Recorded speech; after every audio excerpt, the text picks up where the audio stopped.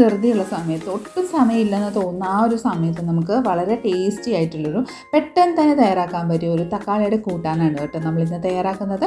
അപ്പോൾ റെസിപ്പി എല്ലാവരും സ്കിപ്പ് ചെയ്യാതെ കണ്ടുള്ളൂ. തീർച്ചയായിട്ടും നിങ്ങൾക്ക് എല്ലാവർക്കും ഇഷ്ടപ്പെടുന്നതായിരിക്കും കേട്ടോ.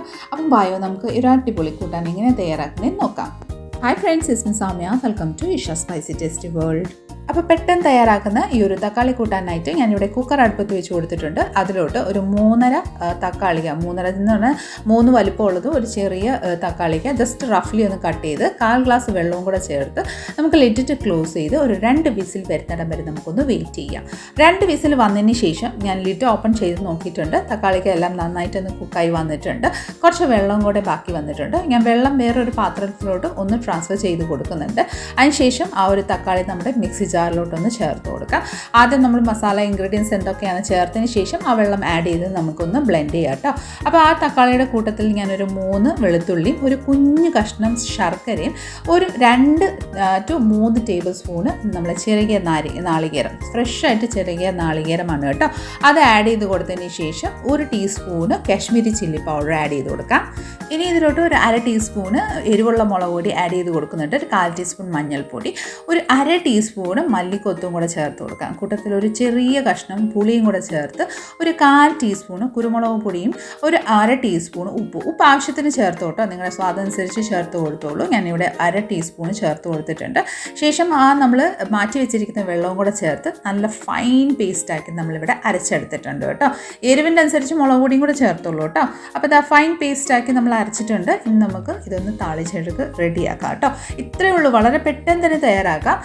താളിച്ചെടുക്കാനായിട്ട് നമ്മളൊരു കടായി അടുപ്പത്ത് വെച്ച് കൊടുത്തിട്ടുണ്ട്. അതിലോട്ട് 1 ടേബിൾ സ്പൂണ് നമ്മൾ വെളിച്ചെണ്ണ ചേർത്ത് കൊടുത്തിട്ടുണ്ട്. അത് ഒന്ന് ചൂടായി വന്നതിന് ശേഷം ഒരു 1/2 ടീസ്പൂൺ കടുകും കുറച്ച് കരിവേപ്പിലയും ഒരു 2-3 വത്തലമുളകും ഞുറുക്കി ആഡ് ചെയ്ത് കൊടുത്ത് ഒരു 1/4 ടീസ്പൂൺ കായപ്പൊടിയും കൂടെ ചേർത്ത് ഒന്ന് മിക്സ് ചെയ്ത് കൊടുക്കുക കേട്ടോ. അതൊന്ന് വഴണ്ട് വന്നതിന് ശേഷം നമ്മൾ അരച്ച് വെച്ചിരിക്കുന്ന ആ ഒരു പേസ്റ്റ് നമുക്ക് ഇതിലോട്ടൊന്ന് ആഡ് ചെയ്ത് കൊടുക്കാം.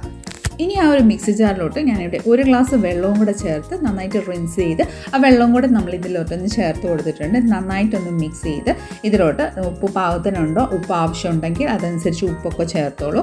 ശേഷം ഒരു ബോയിൽ വരുന്ന ആ ഒരു സമയത്ത് കുറച്ച് മല്ലിയിലയും കൂടെ ചോപ്പ് ചെയ്ത് ആഡ് ചെയ്ത് കൊടുത്ത് നന്നായിട്ടൊന്ന് മിക്സ് ചെയ്ത് കൊടുക്കാം. നന്നായിട്ടൊന്ന് മിക്സ് ചെയ്തതിന് ശേഷം നല്ലൊരു ബോയിൽ വരുന്നിടം വരെ നമുക്കൊന്ന് വെയിറ്റ് ചെയ്യാം.